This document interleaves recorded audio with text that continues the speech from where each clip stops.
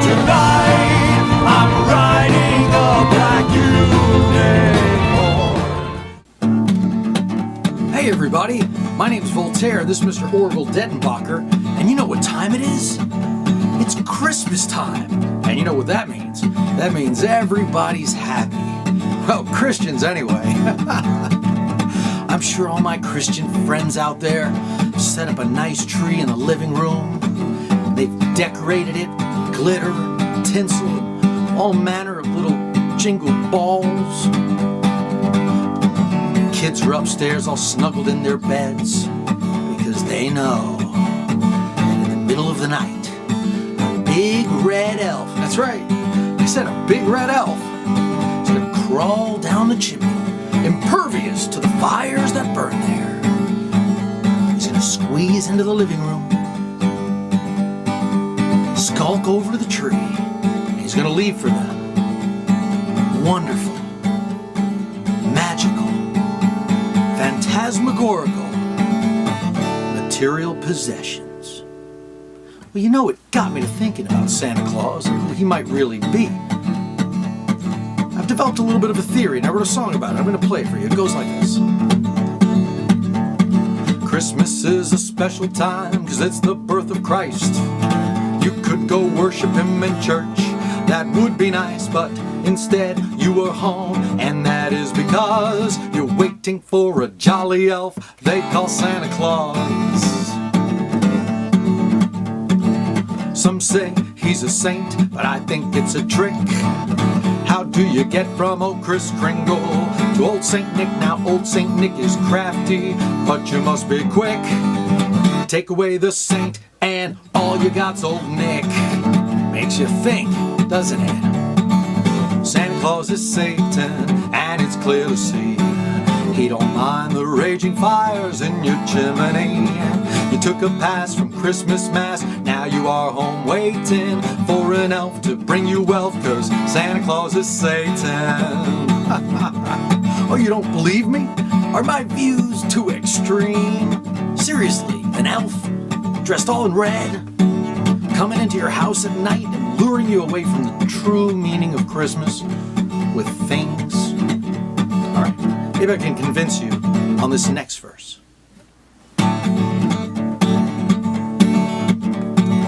I know what you're thinking, he lives up in the North Pole. They ain't got no fire up there, hell, all they got is snow. But ask any Russian from a gulag and he'll tell, ain't no mortal man can stand a place so cold as hell. He's got 9 familiars and they pull his sleigh.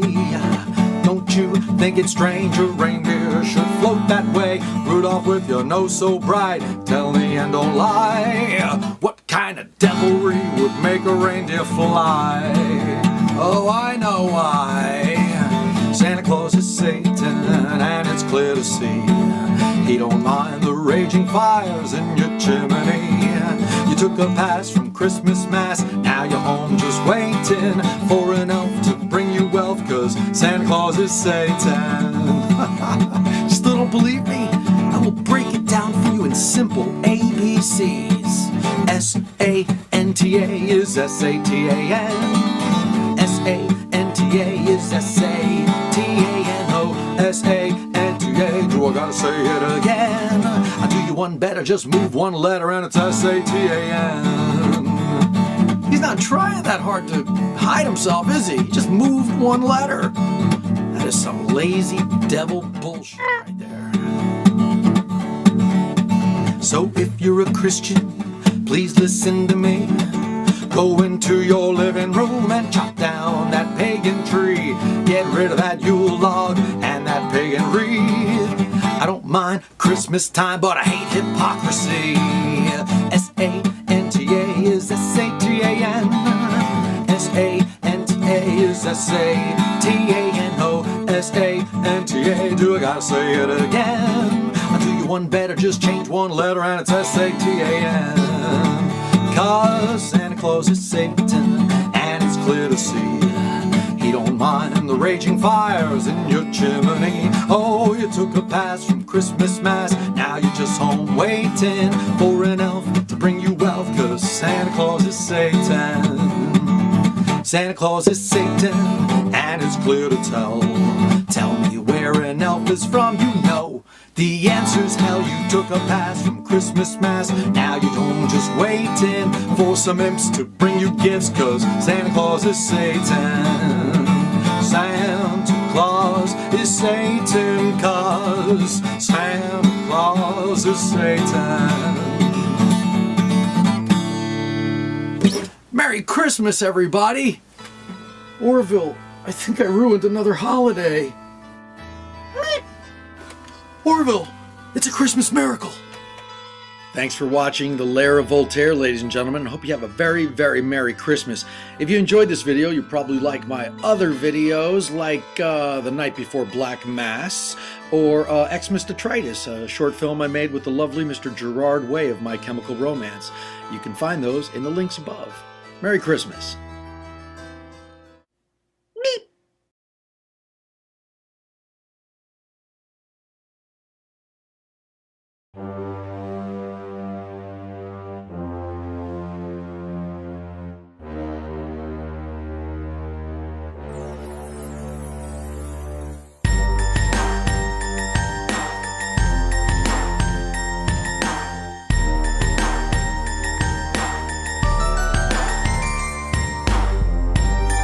If you were shown that what you believe to be Christmas in your mind is not really what Christmas is in reality?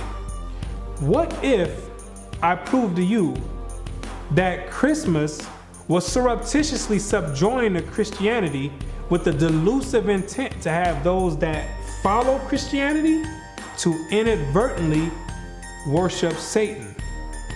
What if it was shown to you that you've been systematically induced into partaking yearly in this satanic ritual called Christmas, and that you are responsible for empowering demon forces, and you don't even know it? Sounds crazy, right? I know. But nothing is ever what it really seems to be. You see, the problem is you don't ask questions. You just go with the flow, right? You've been taught to just do as others do. You've been programmed to go with the program. For example, let me ask you a question. Why do you bring a tree in your house on December 25th? What does that signify? What does it mean? What is the reason you do it? The answer is you don't know. Let me ask you another one. What is the reason that you take that same tree that you don't know why you brought in your house and you deck it with silver, with gold, and various other ornaments? What does it mean? Why do you do it? The answer is, you don't know. What is the reason you put that star on the top of that tree for?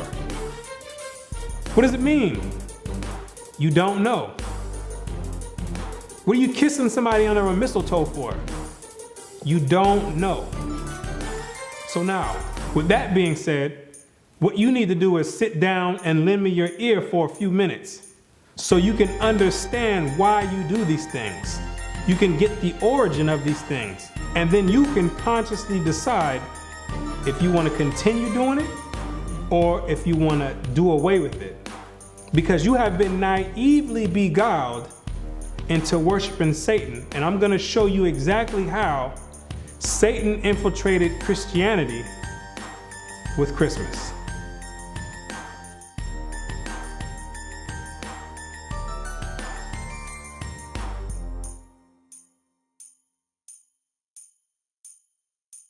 The festivals of Rome are innumerable, but 5 of the most important may be singled out for elucidation, viz. Christmas Day, Lady Day, Easter, the Nativity of St. John, and the Feast of Assumption. Each and all of these can be proved to be Babylonian. And first, As to the festival in honor of the birth of Christ, or Christmas, how comes it that the festival was connected with the 25th of December? There is not a word in the scripture about the precise day of his birth or the time of year when he was born. What is recorded there implies that at what time soever his birth took place, it could not have been on the 25th of December. December 25th stems all the way back to the beginning of civilization in ancient Babylon. During the winter solstice, according to mythology, that's the day when the sun began to regain its dominion and begin to conquer the night. Because during the winter solstice, that's the period when the night is at its longest extent throughout the whole year, and the day shone for the shortest amount of time throughout the whole year.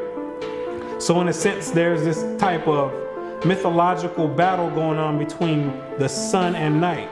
So what succeeded the winter solstice was a gradual increase of the sun going from its lowest point all the way up until the summer solstice, where it goes into its highest point. So the pagans back then took that as a sign that the sun was beginning to regain dominance over the night, and they began to make deities out of it. So for instance, you have the Egyptian god Horus, who was born on the winter solstice of December 25th. You have the Greek god Helios, who was born on the winter solstice of December 25th. You have the Greco-Roman god Apollo, who was born on December 25th. You got the Hindu god Mithra, who also was born on December 25th. And you got the demon of all demons, the deity named after Nimrod, Baal, who after Nimrod's death, he was deified by his mother Semiramis and turned and claimed that he became the sun god. He also was born on December 25th. The scholars know, and all the elite know, that December 25th has always been used as a pagan day to conjure up spirits and demons. It's always been used that way. So now what they did was take the Bible and infiltrate it and then put the name Christ over it and got the whole world conjuring up spirits and empowering demons on December 25th, when it has nothing to do with the birth of Christ at all. At the time that the angel announced his birth to the shepherds of Bethlehem, they were feeding their flocks by night in the open fields. Now, no doubt the climate of Palestine is not so severe as the climate of this country, but even there, though the heat of day be considerable, the cold of the night from December to February is very piercing, and it was not the custom for the shepherds of Judea to watch their flocks in the open fields later than about the end of October. What the Bible does say is that during the time of Christ's birth, the shepherds were outside feeding the flocks and grazing them by nighttime. And anybody in their right mind will tell you that there's no way shepherds are going to be outside in the dead of winter grazing flock in the blistering cold. The Bible does not substantiate a winter birth, because there's no way the shepherds would be outside grazing flock in the dead of winter when it's blistering cold. I stay in Florida where they have mild winters, and there's no way, even in the wintertime, I'm gonna be outside in the middle of the night grazing the flock, and I have sheep. There's no way I'm gonna go out there and be grazing the flock. They're gonna have to wait until the morning. At the birth of Christ, every woman and child was to go to be taxed at the city whereto they belonged, whether some had long journeys, but the middle of winter was not fitting for such a business, especially for women with child and children to travel in. Therefore, Christ could not have been born in the depth of winter. And during the time of Christ's birth, Mary and Joseph had to go back to their city to be taxed. The Romans had set up publicans all throughout the land of Israel to have the Israelites come and pay tribute to him. And there's no way in the world that the Romans would have set up a taxation time during the dead of winter, because back then they didn't have cars and stuff where you can jump in with a heater. People had to walk and had to go out however means necessary, but they didn't have heaters with them. So in the dead of winter, when it's blistering cold, that would not be a beneficial and an appropriate time to have people come all the way back to get taxed in their own cities. Zondervan Bible Compact Dictionary. Christmas, the anniversary of the birth of Christ, and its observance celebrated by most Protestants and by Roman Catholics on December 25th, by Eastern Orthodox churches on January 6th, and by the Armenian Church on January 19th. The first mention of its observance on December 25th is in the time of Constantine, about AD 325. The date of Christ's birth is not known. The scholars themselves know that Christ was not born on December 25th. They know that for a fact. That's factual to them. But what happens is the government sets up preachers to go out and tell you some fabricated lie and have you teaching and participating in satanic rituals while they sitting back twirling their thumbs, because they know that they know the truth already. And while you over there conjuring up demons, they sitting back laughing, enjoying it, and getting power. Constantine himself knew when he set it up that Christ was not born on December 25th. He knew that. He knew that it was a pagan ritual that was passed down from the Babylonians to the Egyptians, to the Greeks, all the way down to the Romans. And that all he was going to do was compile it together and have all the Christians thinking that they worshiping Christ, when he knew good and well that it had nothing to do with the birth of Christ. The governmental system today knows that it has nothing to do with Christ, but they're not going to say anything. They write it in the books, but they're not going to say anything because you are conjuring up spirits and giving power to the demonic forces that rule the earth. How then did the Roman Church fix on December the 25th as Christmas Day? Why thus, long before the 4th century and long before the Christian era itself, a festival was celebrated among the heathen at that precise time of the year, in honor of the birth of the son of the Babylonian Queen of Heaven. During the time of the Romans, they had a celebration during the same time of the year in December called the Saturnalia, where they would walk around and give each other gifts, sing songs, and have a bunch of orgies, a freak fest. It started out with 2 days, from December 17th to December 19th. Then it was extended to a week. So the Romans of antiquity were already celebrating Christmas before they knew anything about a Christ. The difference is they were celebrating and worshiping the Babylonian god Nimrod, reincarnated as Tammuz. They changed the name to Saturn. It's the same god, deified as the sun god. And they was paying homage and worshiping him at that time, before they had heard anything about a Christ. And if you know anything about history, Rome is the one who branched off and gave everyone their religion. Rome, that's where your Christian church comes from. That's where your Catholicism comes from. The Protestants, the Baptists, all those stem from pagan Rome. And that's where you get your Christmas from. They were celebrating Christmas before they heard anything about a Christ. They was already celebrating Christmas. And it may fairly be presumed that in order to conciliate the heathen and to swell the number of the nominal adherents of Christianity, the same festival was adopted by the Roman Church, giving it only the name of Christ. This tendency on the part of Christians to meet paganism halfway was very early developed. During the time of the Roman Emperor Constantine, Christianity had already been hijacked already.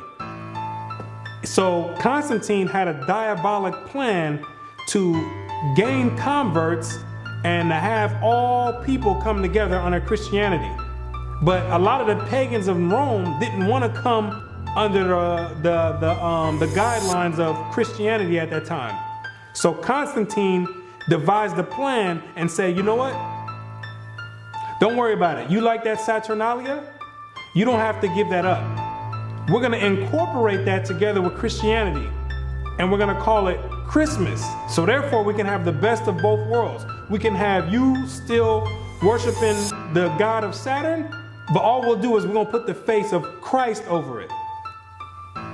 And when the pagans heard that, they're like, well, we're on board then. If we can still continue to do Saturnalia, then we have no problem joining forces with the Christians. Because Saturnalia was the way that Christmas is celebrated today.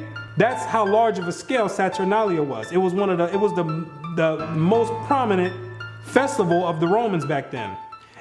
And we find Tertullian, even in his day, about the year 230, bitterly lamenting the inconsistency of the disciples of Christ in this respect, and contrasting it with the strict fidelity of the pagans to their own superstitions. By us, says he, who are strangers to the Sabbaths and new moons and festivals once acceptable to God, the Saturnalia, the Feast of January, the Brumalia, and Matronalia are now frequented. Gifts are carried to and fro. New Year's Day presents are made with din, and sports and banquets are celebrated with uproar. Oh, how much more faithful are the heathen to their religion, who take special care to adopt no solemnity from the Christians. Upright men strive to stem the tide, but in spite of all their efforts, the apostasies went on till the church, with the exception of a small remnant, was submerged under pagan superstition. Christianity had already been infiltrated heavily by Satan. They already started changing the day of worship. They switched it from the Sabbath day, which is Friday sundown to Saturday sundown, and they changed it to Sunday. The Romans did, another pagan day. The Most High commanded to worship on the Sabbath day, and that's what they did, the Israelites did during the time of Christ, pre-Constantine. And they end up changing it and adding pagan days to it, which is Sunday, the worship of the sun. They had already started switching up the doctrines, and there was a few good men that were actually left that upheld the actual true doctrine of Christ in its true essence. And after a while, so much paganistic rituals and customs flooded in Christianity that the men who actually upheld the original doctrine, they ended up getting flooded out, because the pagans already overflowed the Christian church. That Christmas was originally a pagan festival is beyond all doubt. The time of year and the ceremonies with which it is still celebrated prove its origin. In Egypt, the son of Isis, the Egyptian title for the Queen of Heaven, was born at this very same time, about the time of the winter solstice. The very name by which Christmas is popularly known among ourselves, Yule Day, proves at once its pagan and Babylonian origin. Yule is the Chaldee name for an infant or little child, and its 25th of December was called by our pagan Anglo-Saxon ancestors Yule Day, or the Child's Day, and the night that preceded it, Mother Night, long before they came in contact with Christianity. That sufficiently proves its real character.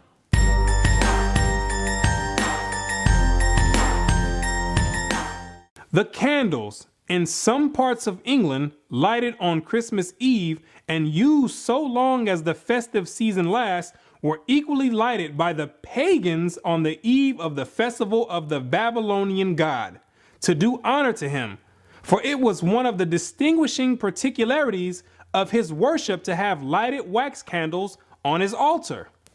The lighting of the candles, when you and your family all getting together smiling, lighting candles, yes, that means something. It's an ancient Babylonian custom, commemorating and worshiping the birth of Nimrod, Satan himself. See, people think these customs just popped up out of thin air when they've been around all the way since the beginning of time. And they have overflowed and found their way and crawled their way down into modern day society today. It's the same customs, just being repeated and another name masked over it. Back then, it was Babylon. Today, it's masked with Christ. It's the same exact custom. Same ritual, same custom, same worship. Same exact God.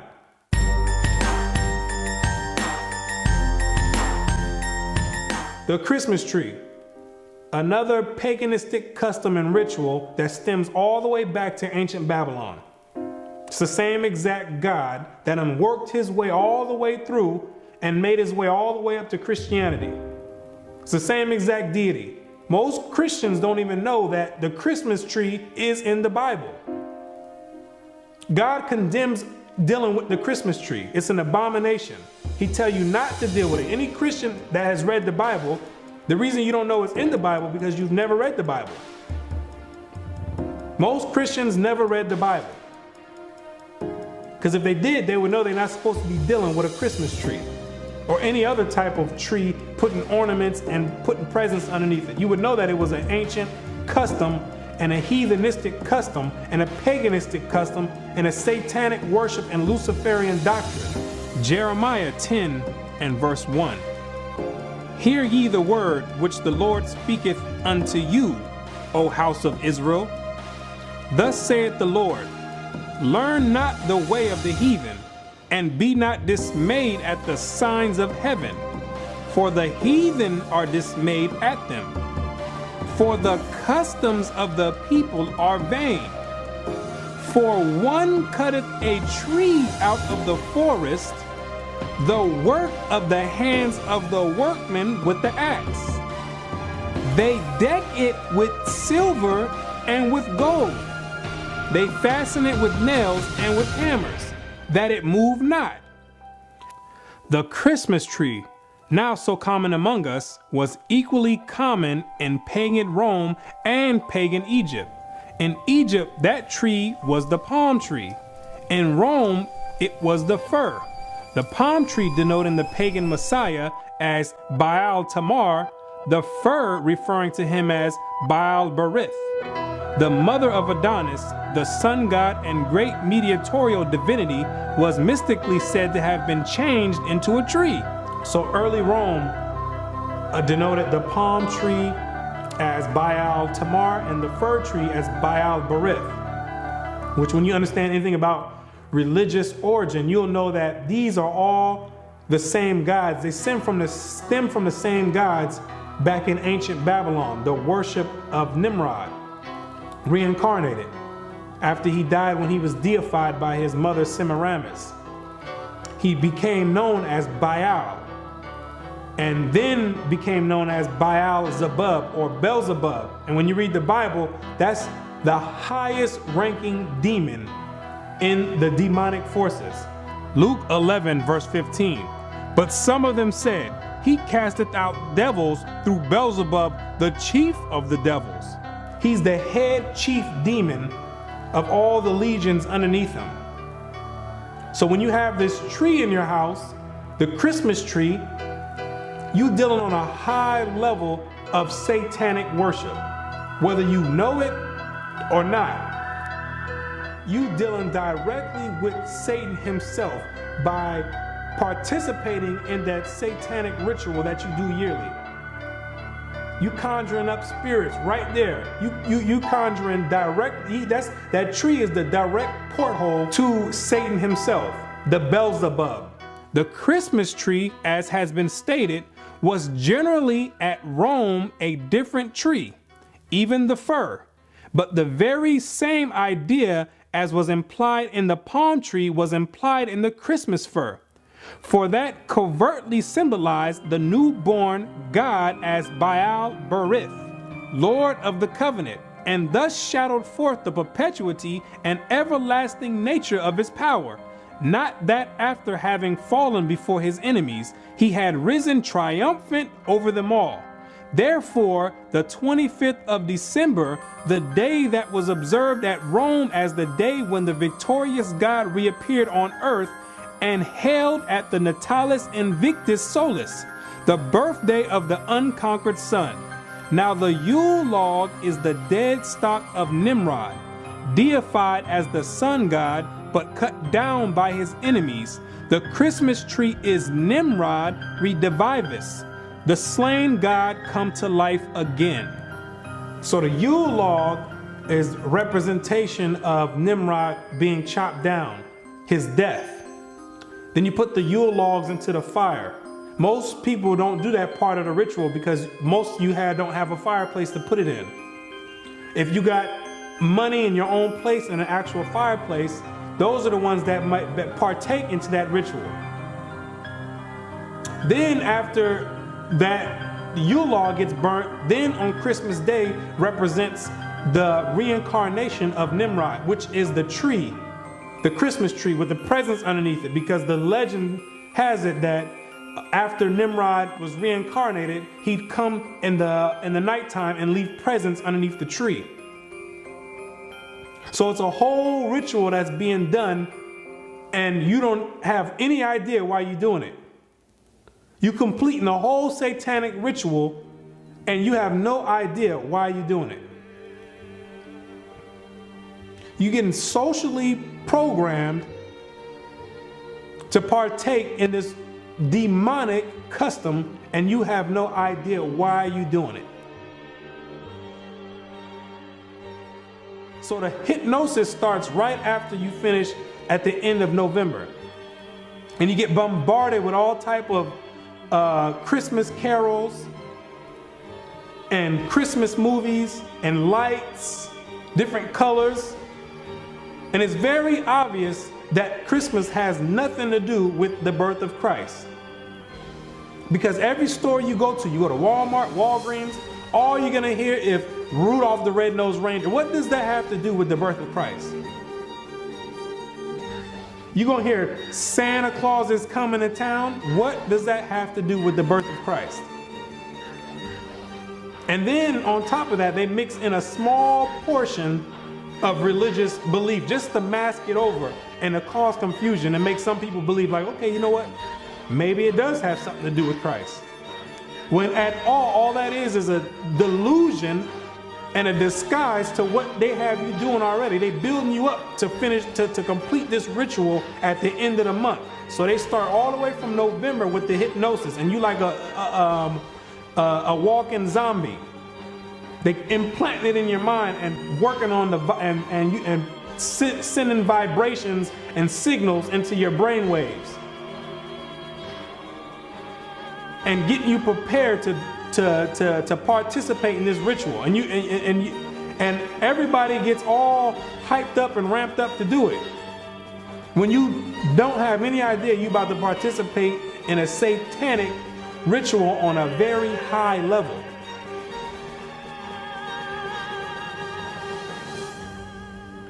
And Christians talking about they're gonna put the Christ back in Christmas. How you gonna put the Christ back in Christmas when Christ was never in Christmas? That's another delusion. Have people thinking that they're doing something right. Trying to have people rationalize in their mind for the reason that they're about to go do this ritual. Well, maybe I could just say it's the worship of Christ. No, it's not the worship of Christ. It has nothing to do with Christ, and it's self-evident. When you look on the TV, you're gonna see Santa Claus.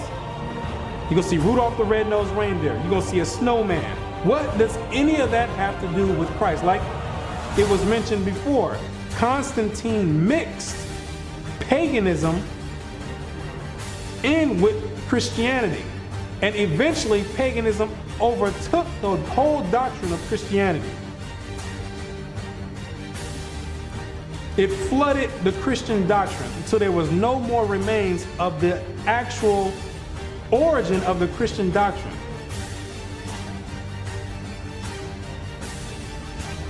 That's essentially what happened. And now you left doing satanic worship. That's how clever Satan is. He done slithered his way all the way into Christianity, and nobody would ever take the time to look and say, you know what? Let me find you. Everybody looking for Satan somewhere else. Maybe Satan over here. When Satan got his home base and headquarters right in Christianity. He got everybody deceived. Revelations 12 verse 9.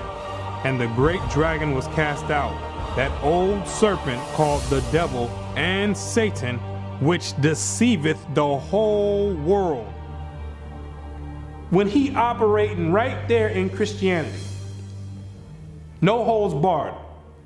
He got you celebrating. He got you celebrating Christmas, Thanksgiving, Easter, Valentine's Day, all Babylonian customs, satanic worship, rituals on a high demonic level. Now, and with that said, most people are still going to go and participate in that ritual. With everything being said, and they're going to try to rationalize it in their mind and make an excuse and try to say, oh, well, I'm doing it because of the family. No, you're not doing it. You're doing it is because they've been tampering with the brain waves, and they make it to where you think that you have to do this ceremony, or people going to look at you crazy. They start softening you up with Christmas carols. Everybody start acting funny around the Christmas time. All of a sudden, everybody's in this giving mood and nice and want to give hugs and kisses. Why? Because they socially and they're psychologically programming you to act that way and to give. They preparing you slowly to get ready to partake in this ritual that you will do at the end of the month. December 25th, faithfully. You're going to go, you're going to sit down with your whole family and open up presents, and you're going to be doing it in the name of Satan, disguised as Christmas or the worship and the birth of Christ, when it has nothing to do with that at all. Everybody getting all nice and friendly for the holiday season. What about the rest of the months? Why nobody's friendly then? Because Christmas is on a high demonic level. And the elite know that, and they got you partaking in it. Like I said, most people are still gonna go do it, and that's fine.